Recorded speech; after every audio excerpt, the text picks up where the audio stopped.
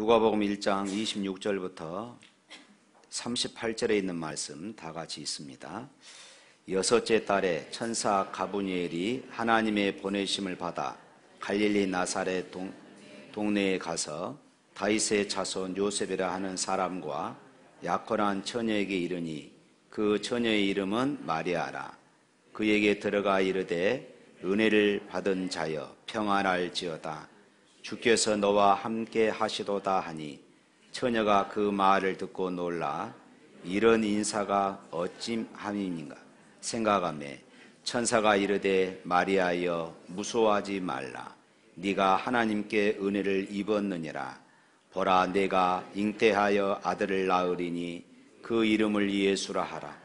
그가 큰 자가 되고 지극히 높으신 이의 아들이라 일컬어질 것이요 주 하나님께서 그 조상 다윗의 왕위를 그에게 주시리니 영원히 야곱의 집을 왕으로 다스릴 것이며 그 나라가 무궁하리라. 마리아가 천사에게 말하되 나는 남자를 알지 못하니 어찌 이 일이 있으리이까. 천사가 대답하여 이르되 성령이 내게 임하시고 지극히 높으신 이의 능력이 너를 덮으시리니 이름으로 나실 바 거룩한 일은 하나님의 아들이라 일컬어지리라. 보라 내 친족 엘리사벳도 늙어서 아들을 배었으니라. 본래 임신하지 못한다고 알려진 이가 이미 6달이 되었나니 대저 하나님의 모든 말씀은 능하지 못하심이 없느니라. 마리아가 이르되 주의 여종이오니 말씀대로 내게 이루어지이다 하매 천사가 떠나가니라. 아멘.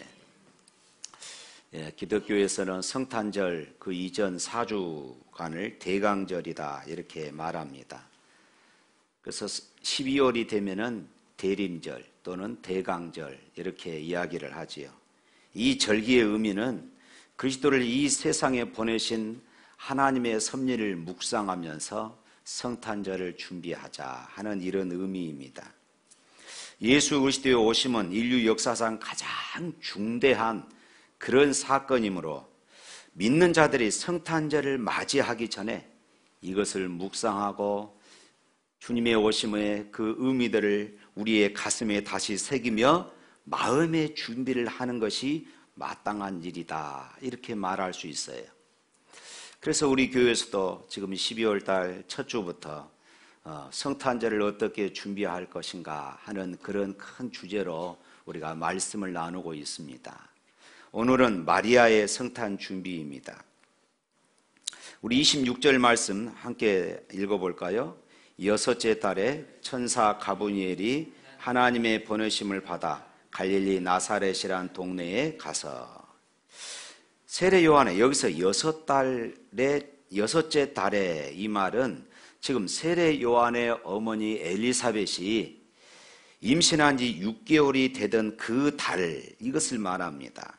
하나님의 보내심을 받은 천사 가브리엘이 마리아에게 찾아왔습니다. 그러면 이 마리아는 어떤 여자이냐? 27절 말씀에 보면은 다윗의 자손 요셉이라는 사람과 정혼한 그런 여인이었습니다. 여기서 정혼했다 이 말은 우리나라 표현으로 하면은 약혼한 이런 관계였다 하는 의미입니다. 그런데 이런 마리아에게 가브리엘 천사가 나타나 이렇게 말합니다. 28절입니다. 다 같이 있습니다. 그에게 들어가 이르되 은혜를 받은 자여 평안할지어다. 주께서 너와 함께 하시도다 하니. 특별히 여기 말씀에 보니까 은혜를 받은 자여 이렇게 말했습니다. 은혜를 받을 자여 말하고 있지 않습니다.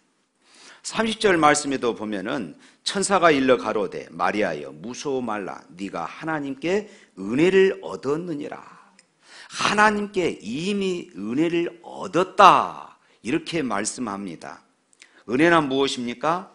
아무런 자격도 받을 자격도 없는 자에게 베풀어 주시는 하나님의 호의, 하나님의 사랑을 말씀합니다.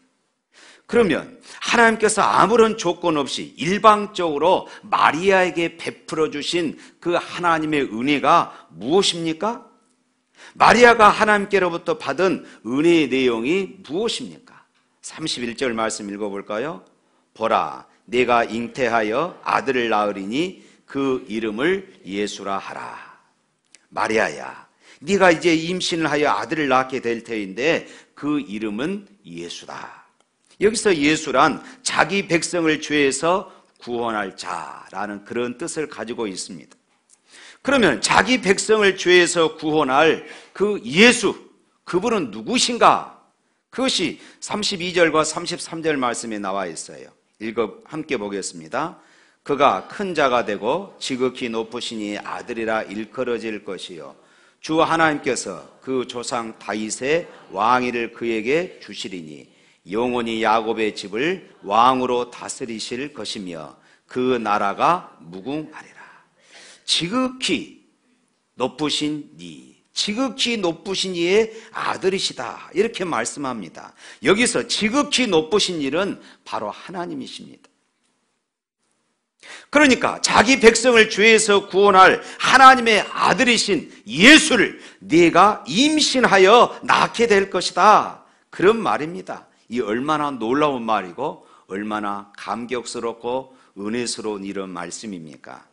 그렇다면 어떻게 이 하나님의 은혜가 마리아에게 임합니까? 좀 더 쉽게 말씀드리면 어떻게 마리아가 하나님의 아들을 임신할 수 있단 말입니까? 34절에 가브리엘 천사는 계속해서 말합니다. 34절 다 같이, 마리아가 천사에게 이르되 알지 못하니 어찌 이 일이 있으리이까? 35절 천사가 대답하여 이르되 성령이 내게 임하시고 지극히 높으신 이의 능력이 너를 덮으리니 이름으로 나실 바 거룩한 일은 하나님의 아들이라 일컬어지리라. 마리아가 깜짝 놀라서 나는 남자를 알지 못하니 어찌 이 일이 있겠습니까? 사실 그렇지 않습니까? 남자와 한 번도 잠자리를 해본 일이 없는데 어떻게 여인이, 처녀가 임신할 수 있겠습니까? 그런데 천사가 그렇게 말하지요. 성령으로 말미암아 되어진 것이다. 그렇습니다. 예수님은 성령으로 말미암아 잉태하셨습니다. 남자와 여자와의 성적 관계를 통해서 태어나신 분이 아닙니다. 만일 그렇게 되었다면은 아담으로부터 이어져 내려오는 온죄를 갖게 되어서 우리의 구원자가 되실 수가 없어요. 어떻게 죄인을 구원할 수 있겠습니까? 그렇습니다. 성령님이 임하시며 지극히 높으신 이의 능력이 우리를 덮으면은 놀라운 일이 일어납니다. 암탉에 계란을 품으면은 그곳에서 부화돼서 새 생명이, 병아리가 태어나듯이 성령께서 우리를 덮으시면은 오늘날에도 놀라운 역사가 일어날 줄을 믿으시기를 바랍니다. 성령께서 우리를 덮으시면은 새로운 생명이 태어나고, 성령께서 우리를 덮으시면은 죽은 영혼이 살아나며 회복의 역사가 일어나고 때로는 병든 자가 치유될 줄로 믿습니다. 마리아는 은혜를 받은 자입니다. 영원히 야곱의 집에 왕노릇 하실 하나님의 아들을 잉태하여 낳는다는 것은 엄청난 은혜인 것입니다. 더군다나 마리아는 예루살렘에 사는 자도 아닙니다. 당시 예루살렘에는 마리아보다 훨씬 더 인품도 좋고 많이 배운 그런 여인들이 많이 있었을 것입니다. 그런데 마리아는 갈릴리 나사렛이라는 그런 동네의 출신입니다. 시골 처녀입니다. 오죽하면 사람들이 예수님을 비난할 때 이렇게 비난했습니다. 야, 갈릴리에 무슨 선한 것이 나겠느냐? 갈릴리에 무슨 선한 것이 나겠느냐? 갈릴리 나사렛은 당시 사람들에게 그처럼 천대받는 곳이었다는 의미입니다. 그런데 이런 시골 처녀에게 하나님의 아들이 태어난 것입니다. 지극히 높으신 이의 아들이 태어난 것입니다. 정말로 마리아는 은혜 받은 자였습니다. 누가복음 11장을 보면은 예수님께서 많은 군중들 앞에서 말씀을 하실 때에 그 말씀에 감동을 받은 한 여인이 너무나도 감격한 나머지 견딜 수가 없어서 이렇게 큰 소리로 외쳤어요. 누가복음 11장 27절 우리 다 같이 한번 읽어보겠습니다. 이 말씀을 하실 때에 무리 중에서 한 여자가 음성을 높여 이르되 당신을 뵌 태와 당신을 먹인 젖이 복이 있나이다. 당신을 낳은 그 여인은 정말로 복 있는 여자입니다. 그 여인의 고백대로 마리아는 정말로 은혜 입은 자였습니다. 그렇다면 마리아만 은혜 입은 자입니까? 아닙니다. 오늘 이 자리에 앉아있는 저와 여러분들 모두가 은혜 받은 자인 줄로 믿습니다. 은혜란 하나님 편에서 일방적으로 베풀어 주시는 것입니다. 하나님께서 저와 여러분들에게 일방적으로 베풀어 주신 은혜가 너무 많습니다. 에베소서 1장 3절부터 6절까지 하나님께서 우리에게 주시는 신령한 복에 대해서 그렇게 말씀합니다. 에베소서 1장 3절부터 6절까지 보면은 하나님께서 우리에게 주신 그 은혜에 대해서 말씀하면서 신령한 복이 무엇이냐 가르쳐주고 있어요. 에베소서 1장 4절부터 5절 말씀 한번 또 읽어보도록 하겠습니다. 시작. 창세전에 그리스도 안에서 우리를 택하사 우리로 사랑 안에서 그 앞에 거룩하고 흠이 없게 하시려고 그 기쁘신 뜻대로 우리를 예정하사 예수 그리스도로 말미암아 자기 아들들이 되게 하셨다. 여기에서 신령한 복이 무엇이냐? 창세전에 그리스도 안에서 그 기쁘신 뜻대로 택하심을 입어 하나님의 자녀가 된 것 바로 이것입니다. 그런데 왜 하나님께서 이런 신령한 복을 우리에게 주셨습니까? 그 이유가 무엇일까요? 에베소서 1장 6절 말씀에 이렇게 말합니다. 또 한번 읽어보겠습니다. 이는 그가 사랑하시는 자 안에서 우리에게 거저 주신 바 그의 은혜의 영광을 찬송하게 하려는 것이라. 하나님께서 왜 우리를 구속하셨느냐? 하나님께서 왜 우리를 하나님의 자녀로 삼으셨느냐? 그것은 하나님의 은혜의 영광을 찬송하게 하려는 것이다. 왜 하나님이 여러분을 구원하신지 아십니까? 여러분의 행위와 상관없이 아무런 조건 없이 거저 주시는 하나님의 은혜의 영광을 찬송하도록 하기 위함입니다. 뿐만 아니라 에베소서 1장 7절 말씀에 보면 이렇습니다. 또 한번 읽어보겠습니다. 우리는 그리스도 안에서 그의 은혜의 풍성함을 따라 그의 피로 말미암아 속량 곧 죄 사함을 받았느니라. 우리가 예수님의 피로 말미암아 죄 사함을 받아서 하나님의 자녀가 되었는데 그 이유가 무엇이냐? 그 이유가 무엇이냐? 하나님을 찬송하기 위함입니다. 하나님의 은혜의 풍성함을 따라서 우리가 예수의 피로 구속함을 받았습니다. 사랑하는 성도 여러분, 여러분은 그 은혜의 영광이 무엇인지 아십니까? 여러분은 그 은혜의 풍성함이 무엇인 줄 알고 계십니까? 여러분은 지금 그 은혜의 영광을 찬송하고 있습니까? 마리아만 은혜 받은 자입니까? 아닙니다. 저와 여러분들도 은혜 받은 자입니다. 마리아만 신령한 복을 받은 자입니까? 아닙니다. 오늘 저와 여러분들도 신령한 복을 받은 자인 줄로 믿습니다. 그래서 바울은 에베소서 2장 8절 말씀에 이렇게 외쳤습니다. 시작. 너희는 그 은혜로 인하여 믿음으로 말미암아 구원을 받았으니 이것은 너희에게서 난 것이요 아니요 하나님의 선물이라. 이것이 너희에게서 난 것이 아니라 하나님의 선물이다. 그렇습니다. 저와 여러분이 예수를 믿고 구원받게 된 것이 전적으로 하나님의 은혜이고 하나님의 선물인 줄로 믿습니다. 그뿐만이 아닙니다. 지금까지 우리가 살아온 모든 것이 하나님의 은혜예요. 지금까지 때로는 연약하지만은 믿음을 지키며 살아온 것이 주님의 은혜인 줄로 믿습니다. 지금까지 지내온 것 주의 크신 은혜라 한이 없는 주의 사랑 어찌 이루 말하랴. 다 같이 할까요? 자나깨나 주의 손이 항상 살펴주시고 모든 일을 주 안에서 형통하게 하시네. 할렐루야. 뿐만 아닙니다. 우리의 앞날도 하나님의 은혜가 아니면은 살 수 없는 자들이 바로 저와 여러분들인 줄로 믿습니다. 그래서 바울은 그렇게 말해요. 고린도전서 15장 10절 말씀 또 다 같이 읽어보겠습니다. 그러나 내가 나된 것은 하나님의 은혜로 된 것이니 내게 주신 그의 은혜가 헛되지 아니하여 내가 모든 사도보다 더 많이 수고하였으나 내가 한 것이 아니요 오직 나와 함께 하신 하나님의 은혜로라. 하나님의 은혜가 무엇인지 아는 사람, 그 은혜의 영광을 아는 사람, 그 은혜의 풍성함을 아는 자는 가만히 있을 수가 없습니다. 그래서 더 많이 수고합니다. 더 많이 기도합니다. 더 많이 헌신합니다. 더 많이 전도합니다.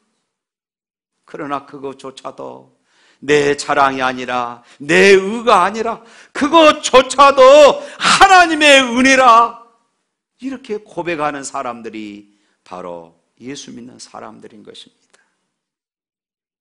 은혜 받은 여러분, 더 많이 수고하시고 더 많이 헌신할 수 있기를 축원합니다. 오늘 말씀에 보니까 그러지요. 은혜 받은 자여 평안할지어다.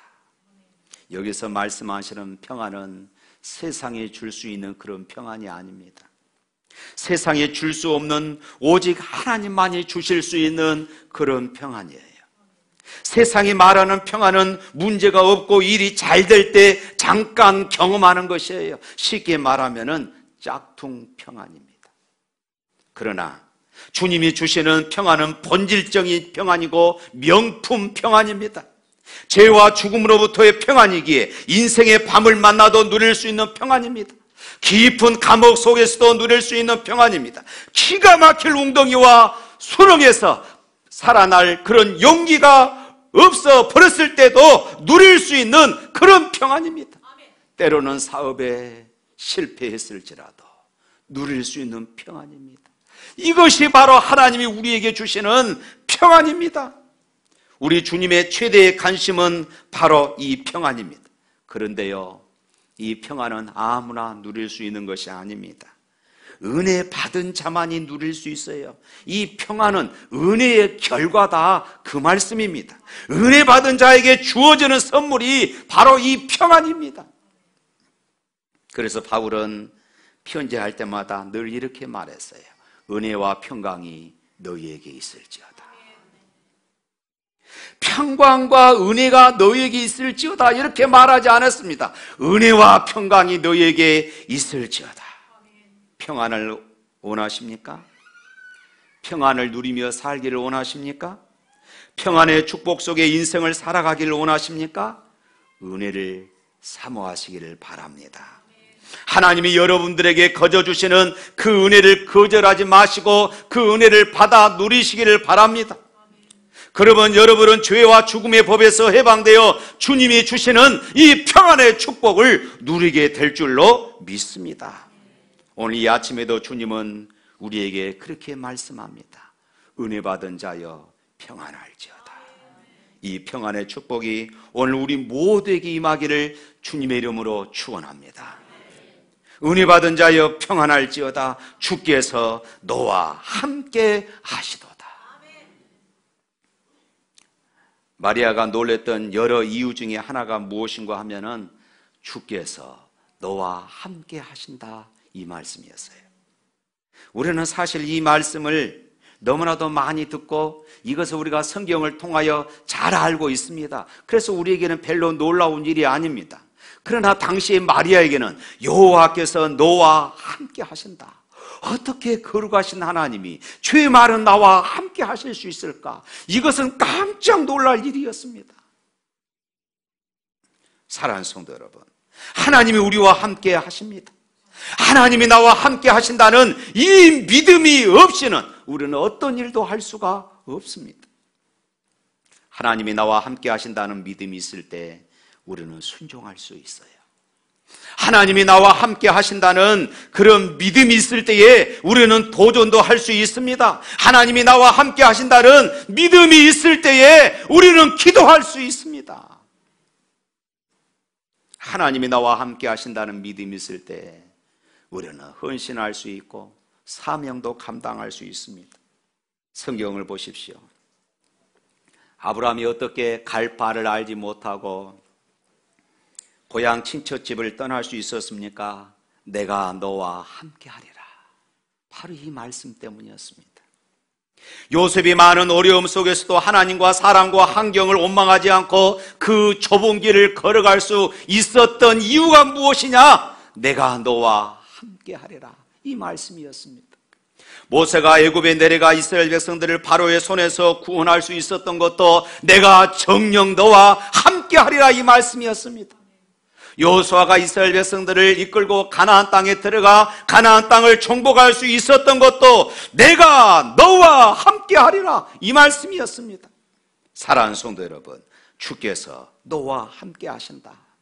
이 말씀은 기원이 아닙니다. 이 말씀은 축원이 아닙니다. 이 말씀은 선언입니다. 내가 너와 함께 하리라. 선언이에요.